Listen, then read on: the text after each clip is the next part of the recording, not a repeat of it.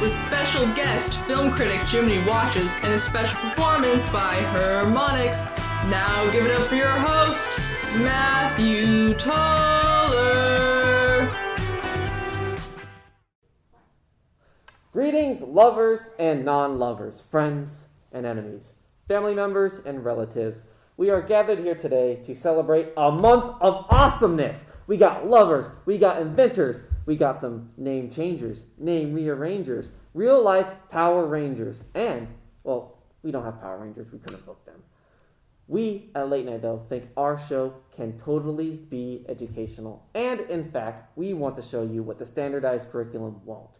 We have powerful historical moments of black people that the Western world has all but forgotten, and some of the craziest acts of romance in history.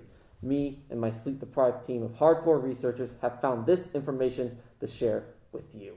Now, let's go through history. As we began to start writing down all these facts simultaneously, out of nowhere, all our pencils broke. We were left in a rut. We didn't know what to do, but thankfully, we live in a post-John Lee Love world. This is the man who created the pencil sharpener, the portable pencil sharpener. Without his genius, we would have had to use pens, which sucks because we cannot spell. I also take quite a bit of pride in my appearance, and my best feature is by far these luscious locks. As the host of Late Night, I must always look my best, and Madam C.J. Walker also valued having excellent hair. After creating her line of black hair care products, she became the first self-made female millionaire. Her story is truly amazing. Her parents were slaves, and she was inspired to go into hair care after an experience with hair loss. She completely revolutionized the beauty industry and looked good while doing it. Another radical, fashionable woman who absolutely revolutionized the engineering landscape is Annie Easley. She not only dared to wear pants to the workplace, but her work continues to be relevant today, as we still use most of her coding for renewable energy, hybrid vehicles, and Centaur rockets that send humans to space. If only I could use that coding to fix this dead laptop. It hasn't once been turned on since I got here. It's been dead the whole time. Whoa, what the heck is going on?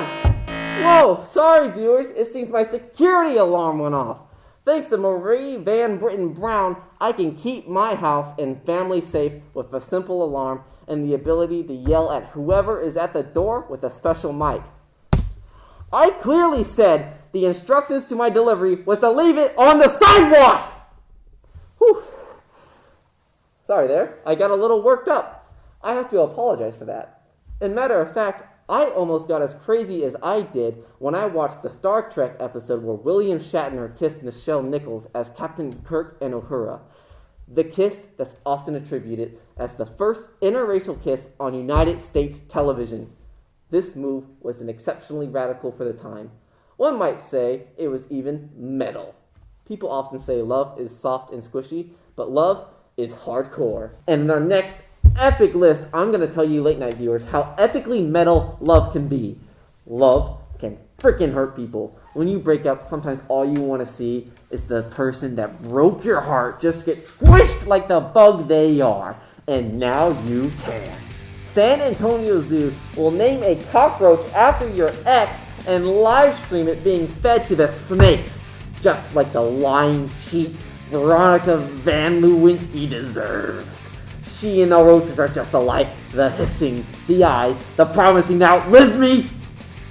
Anyway, speaking of animals, Victor Hugo, the man that brought us timeless romantic pieces like Les Miserables and The Hunchback of Notre Dame, the books, not the musicals, carried the same creative romanticism in his own life, which I'm sure his fiancées appreciated. He once, in a grand romantic gesture, sent his love a live bat in a small parcel, because nothing says romance like the never-ending screeching from a rat with wings. No one is as romantic as these creative types, it seems. Mary Shelley, a creator of modern sci-fi and the writer of Frankenstein, loved her husband to death and beyond. After he passed away, his heart did not burn during cremation. Due to a bout with tuberculosis, it had calcified, creating a rock-hard testament to their fiery passion that she carried with her until after she died, and it was later found on her desk, wrapped in one of his last poems. People just don't do romance like they used to. But we come pretty close today. Let me tell you about the man who sets the precedent for long-distance relationships. The woman whom he proposed to told him she would not accept his ring unless he walked 1,000 miles. And like a knight of yore, the man completed his quest. That's the sort of thing you only hear in fairy tales. Kids these days won't even drive an hour. I used to bike the same amount of time just to get rejected. Romance has lost its edge. Corporations have made Valentine's Day absolutely weak. Before Valentine's, there was Lupercalia. Now, there was a real festival of love. Roman priests would sacrifice goats and dogs, and then they'd swing those bad boys around and whack the crap out of women with them for the gift of fertility. And then, in the time-old tradition, they would pull names out of the urn and pair you up lab partner style to go make chemistry.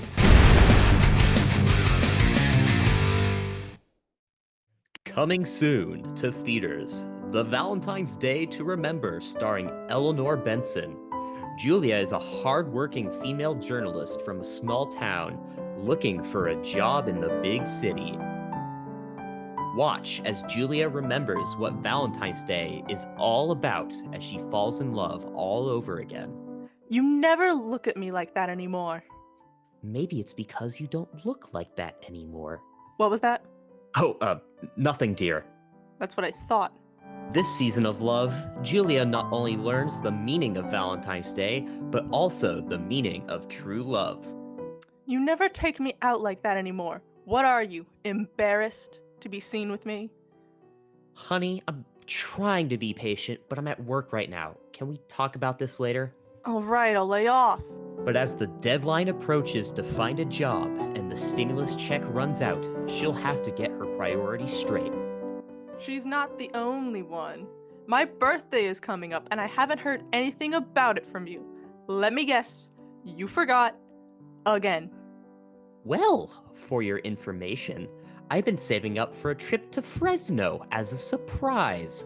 Oh, is that so? And you didn't just make that up to get out of the doghouse? We don't even have a dog, let alone a stupid doghouse. It's a metaphorical doghouse, you dimwit. Oh, crud, my lines. But can she really choose between work and unveiling the mask of the man of her dreams? Apparently, it's easier to choose work than one would think. Honey, we've talked about this. Do you want me to pay the bills or not?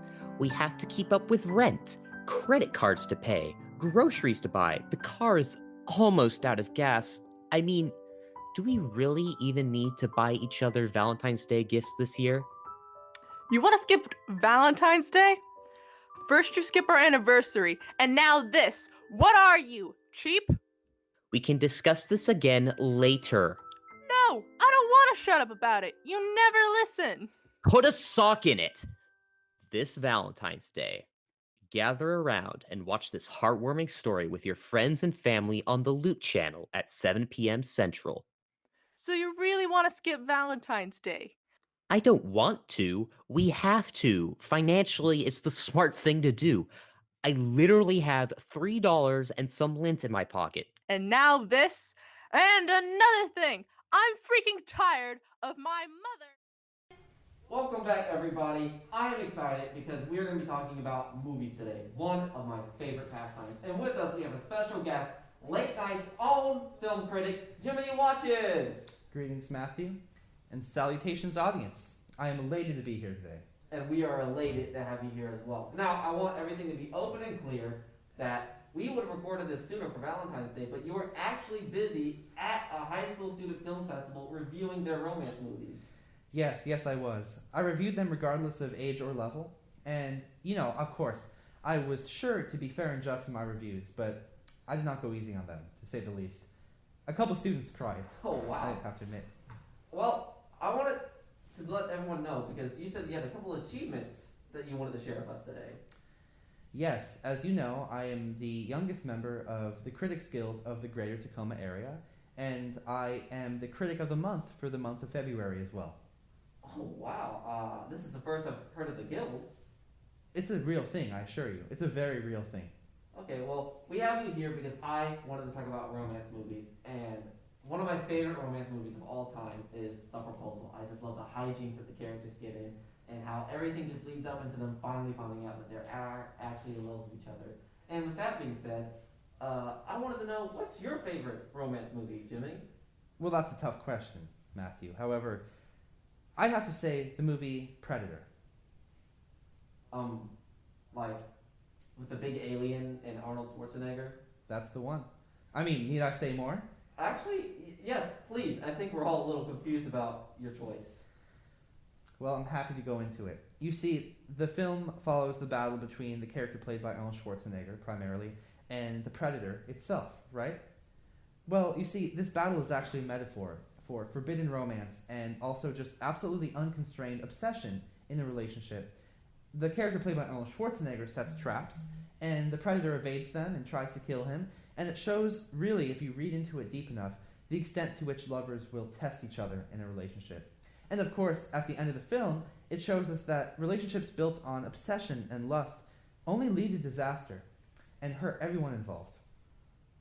Okay, I was thinking along more the lines of, like, Titanic, and how it has a really good relationship built up between the two characters, and how in the end, when everything just happens, because we all know what happens to the Titanic, it's made all the more tragic.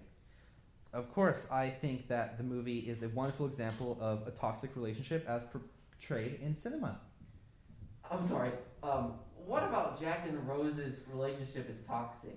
I see the miscommunication we're having. See, I'm referring to the true relationship in the movie, and that is the relationship between the ship and the iceberg, of course. See, the relationship between Jack and Rose just serves to move the plot along. They're MacGuffins, if you will. The relationship between the ship and the iceberg is a brilliant portrayal of a toxic relationship. As the two inch closer and closer together, we see their dysfunctionality play out. And in the giant climax of the movie, we see the iceberg, in a jealous rage, kill her lover, the ship, of course. And so she represents a lover who is so jealous of her partner that she can't stand to see the partner succeed, and so she takes them down with her. I'm sure you see that.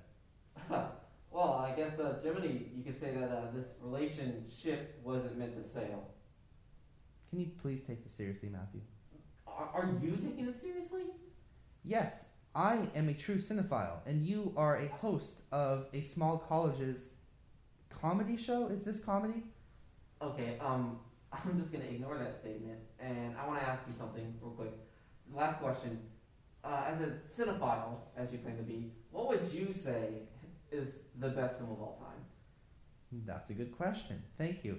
And really, who am I to say what's the best film of all time? There's so many different eras. I specialize in New Wave French cinema, of course, and I've learned a little bit and dabbled in all sorts of different eras and languages and regions of the world and their cinemas. But if I had to say the best franchise I've ever seen that holds a special place in my heart, it would have to be the Romeo and Juliet franchise. And what about Romeo and Juliet is so good? Listen, I was floored when I first saw Romeo and Juliet in theaters in 2011. I mean, the world imagines a universe that's populated by porcelain people, sentient beings, who, although shiny and glossy on the outside, harbor true human emotions deep within their brittle shells. It also offers a stinging critique of the patriarchy, of tribalism, of the systemic forces that keep those in play, and how love is the only force that can overcome those divisive sentiments. It's beautiful. Okay, that was Jiminy Watches, everybody. Wait, I'm sorry. I would be remiss if I did not also touch upon the brilliant themes of anti-authoritarianism and resistance in the film sequel, Sherlock Gnomes. I'm sorry, did that go over your head as well? You know what? I think we're just done here. Everything you said here is ridiculous. Can you please get out? Ridiculous? Yes. Oh, you think I'm ridiculous? I think that you only watch movies. I read movies. You just follow the plot, Matthew. You just follow it from A to B to C. Maybe you enjoy the explosions along the way. I read into the text. I consider it a text, you see. I look at the mise en scène. I look at the découpage. I look at the leitmotifs. In real time, I analyze how those decisions convey the themes of the movie, how those decisions convey the emotions of the characters. Do you do that? Or are you too busy trying to tell jokes all the time? I sit time and actually watch the film and understand what the character's saying, what everything is meant to be, the symbolism. You come up with just a bunch of bull crap. Oh, you're saying my career is bullcrap. Yeah, I think I want you to get out. I want you to get out. I'm Okay, done. fine. I'm Remember done. this. This is Remember ridiculous. this. You watch a You film. probably would say that no. I read it. Sherlock 2 is freaking better than Godfather 2. What are you on about? Get out of It here. is. And you What? know that if you read a film properly. Read a film properly. You're supposed to watch a film. Who's reading? Get out. It's a fun Get out. comedy show. Yeah, you know what? Our comedy show's better than any that freaking You know, let's move on to the next segment, guys. I'm sorry that if you got great stuff, please stay tuned. Watch the next segment. The switch. This week on Dining Dollar Daddy, Devin, a hopeless romantic with a surplus of dining dollars, seeks to spoil a new love interest. Bree, a girl more interested in the finer things in life, digs for gold in Devin's pocket. Will they fall for each other, or will they fall apart?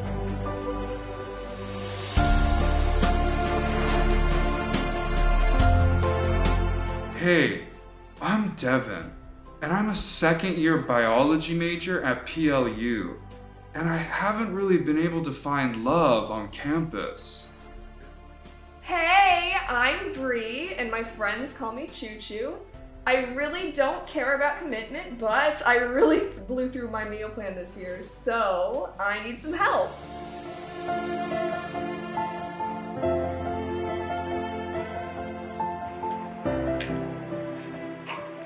Hey, I'm Devin.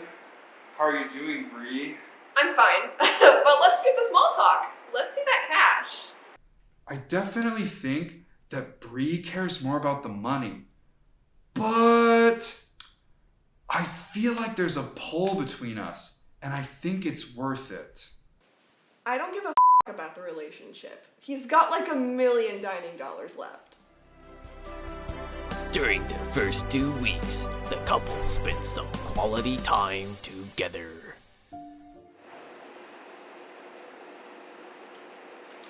So what all did you get?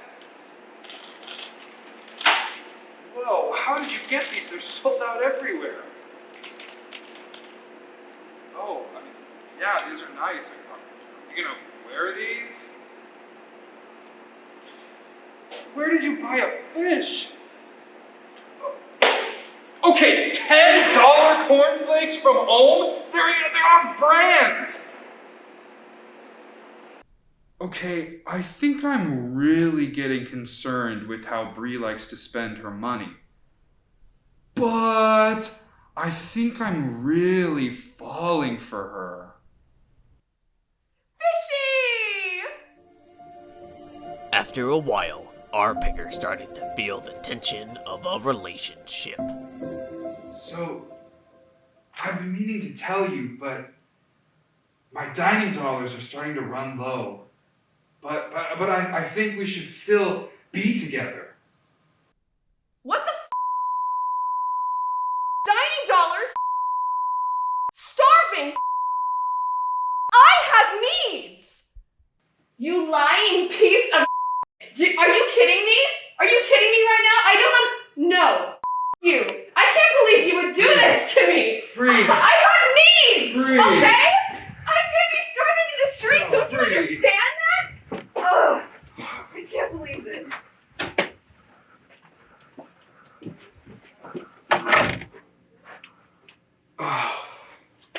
So, Bree didn't really take that very well, but after she stopped calling me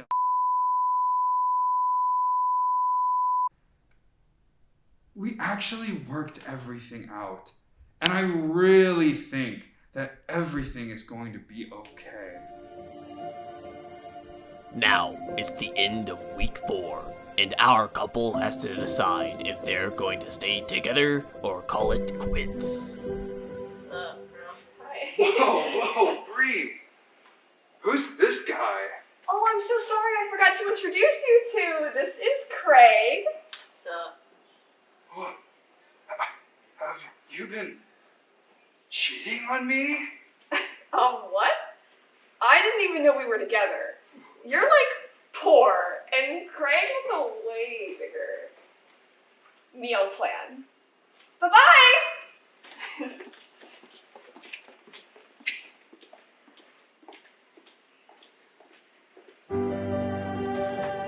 Join us next week for more love, drama, and Dining Dollar Daddies.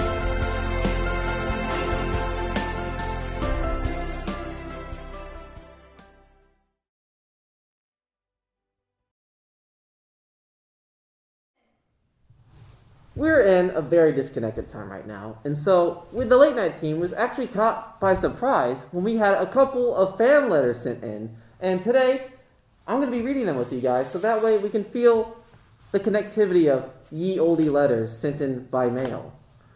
Let's start off with this one. I think we can get some good stuff from this. I'm excited. I want to know what the fans have to say. Hi, Matthew! 3 exclamation points. Woo, this person is excited. I am such a big fan of you. By the way, I think I should note that this whole thing is all caps. I am such a big fan of yours. I have made a complete YouTube compilation of all 76 of your late night appearances. Oh, wow, okay. Send me the link. I have a separate compilation of everything you have ever edited, another list of everything you have ever filmed, and another of everything you have ever written. Everything I've ever written? Oh, okay. I'm so happy you are finally getting the recognition you deserve. I guess so, that's kind of cool. You are the best host ever. Oh, I don't know if I would say that. There's other people there are pretty good too. I wish the show was longer so I could stare at your face 5 ever. Please send me a bit of your gorgeously perfect mustache. I need it for my shrine. I don't think I'm going to be sending you my hair. I want so badly to meet you and touch your hair. I love you. I love you. I love you. I love you. I love you. I love you. I love you. I love you. I love you. I love you. I love you. I love you. I love you. I love you. I love you. With love from your #1 fan and president of the Matthew Adoration Club, Eugenia Kerbumble. And there's a little fan art I made. Eugenia, you're very enthusiastic. I gotta say that, don't lose the enthusiasm. Maybe burn the shrine. Like in a safe space. Away from people. I'm not sending you my hair. Here's one. It's a lot shorter. We might be a little less intense as that. Dear Matthew from Late Night. My name is Josh, and I'm freaking pissed off at you right now, bro. This is a great start. My girlfriend keeps tuning into your show and complimenting your impeccable facial hair. Why do people love my facial hair? What is going on here? Whenever you're on late night, she stops whatever she's doing to watch you make all those funny jokes. And it's seriously starting to tick me off. Well, maybe. When she puts on late night, you should sit down and watch it too. But I think maybe you are watching it since you sent in a letter. And my advice, maybe contact us, and since you're having a specific problem, we can send you some of the jokes we're going to make just to you personally, so that way you can say them before we say it, and she can think you wrote the jokes. There you go. Why won't she compliment my chin stubble or say my knock-knock jokes are hilarious? Lights! For this, there can only be one remedy. A fight to the death. Meet in the parking lot on Denny's on Pacific Avenue, and we'll duke it out like knights of old competing for the hands of the damsel. Dude, I already have my own damsel. Why am I fighting you? I don't want to fight you. Wait, if you're using lightsabers, I might want to fight you. We'll use lightsabers. Maybe afterwards I'll find you to be a charming individual, and we can go inside and get pancakes or a grand slam. Oh, hey, that's cool. You know what? I like the forgiveness you have here. You're already ready to call things good. If things go well, I might take you back to my overpriced one-bedroom studio. Okay, never mind. I think you have a lot of things to talk out with your girlfriend and some identity things about yourself that you have to come to terms to, and that's okay. If you are that way, there are people that you can reach out to and find out about yourself, and I accept that. Let's go to Luke. Hi, Matthew. My name is Luke, and I'm already 9 years old. Oh, that's cool. A young viewer. My parents and I are big fans. We even got a dog last year, and since they let me name the dog because his dad ran over the last dog, okay. We had the car, and I was really sad, so they let me name the dog, and I named it Matthew Megadino. Oh, that's cool. I'm sad your first dog died, especially since your dad killed your first dog. That's not cool. I hope this dog lasts a lot longer. Let's see, he continues. I also started trying to grow a beard like yours. Oh, well, at 9, I think you're going to have to wait a while, but all you have to do is not shave. It's so easy. My mom said that I'm not going to get one for a long time, but I know I saw some hairs last night when I was brushing my teeth.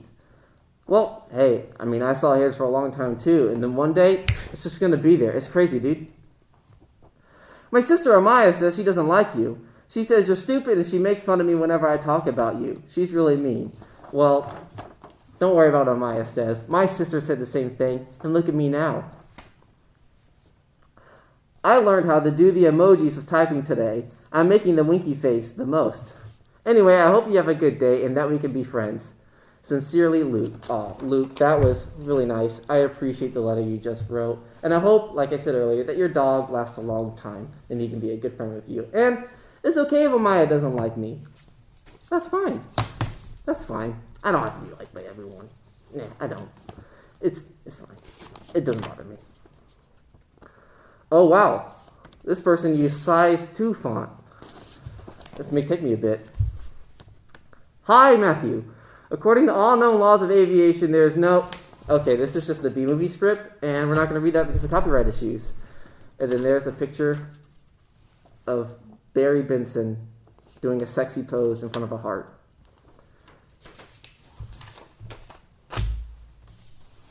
Last letter. Let's hope this one's a banger, because I think we should go off with a bang. Dear Matthew, happy Valentine's Day from your favorite lawyer, me. My favorite lawyer. Hold up. I just wanted to check in and make sure that you haven't been violating the conditions of your parole, and not that it's my job or anything. I have. Lights! Lights! Thank you. I'm just gonna, don't worry about the parole thing. It happened 5 years ago. I just accidentally did a hit and run. It's okay. Let's see. Lord knows what you did to those squirrels was exceptionally courageous. But I'm glad the arm of the law let you off the hook on a technicality. Yeah, we're not gonna talk. Don't look up squirrels Tacoma 2015. Don't look it up. Who knew DNA samples were so easy to contaminate, right? Yeah. You owe me one Venmo. I'm not going to say this part. You don't want to. Even if you've been violating more rodentia or other small mammals, I won't snitch. You know what? I think maybe we should just stop this letter. We're getting into too much personal information. I hope you guys had a great time. We have a great segment just for you after this, so please stick by and watch.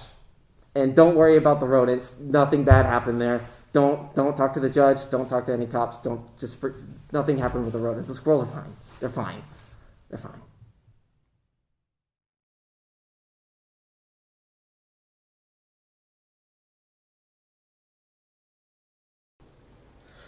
It must have been forces that took me on them wild courses. Who knows how many poses that I've been in. But then the main closest heart it gives me mine. I cannot really post this, I feel the signs. I worry about rain, and I worry about lightning, but I wash them off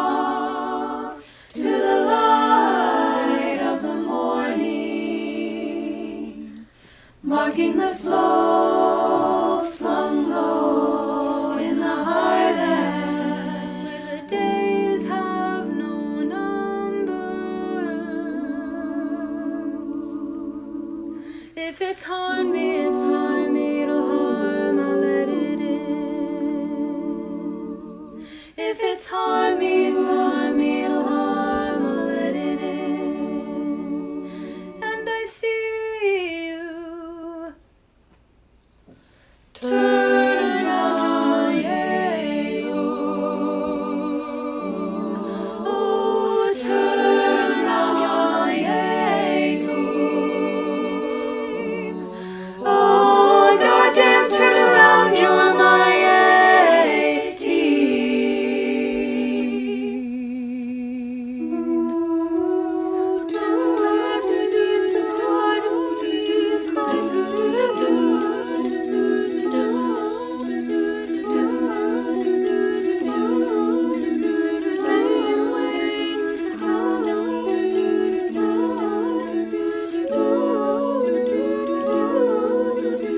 lost a friend, it's on its head, it's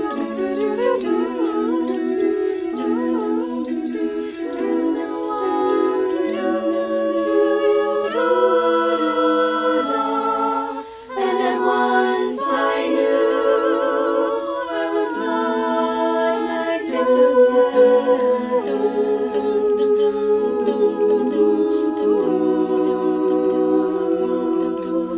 Far from the highway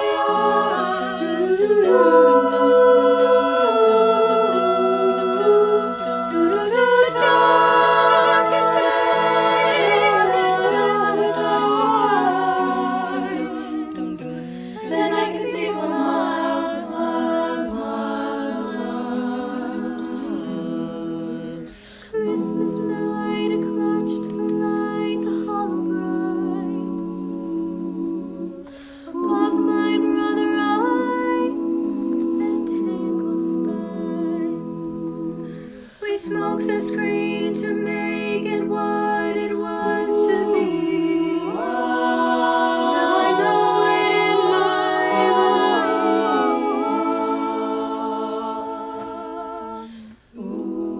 Who will love you? Who will fight? Who will fall far behind?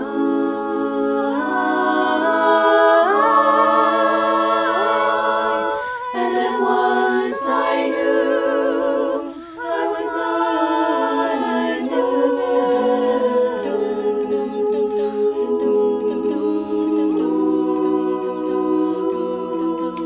Far from the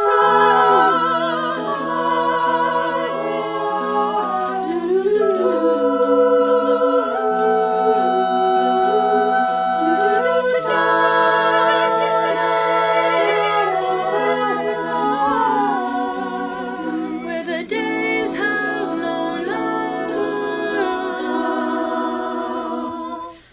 If it's harm me, it's harm me, it's harm, I'll let it in. If it's harm me, it's miles, miles, and I can see for miles, miles, miles, miles.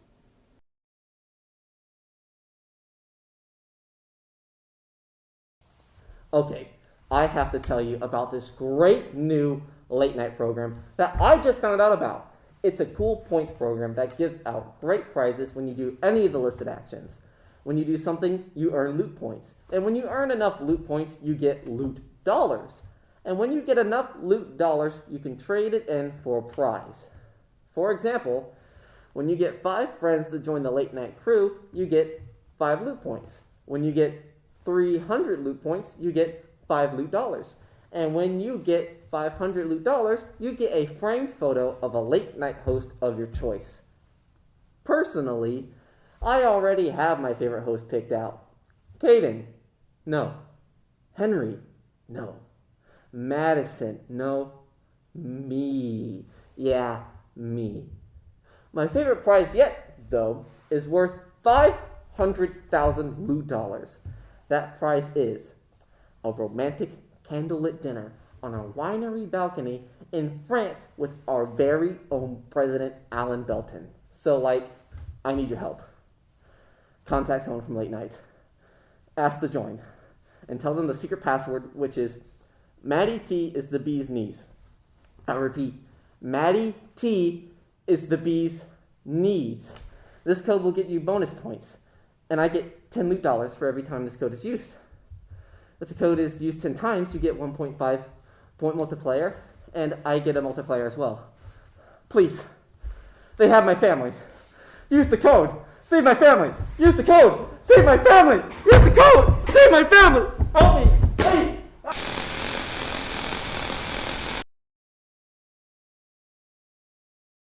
We hope you enjoyed our February show, and don't forget, redeem your loot points for some great prizes.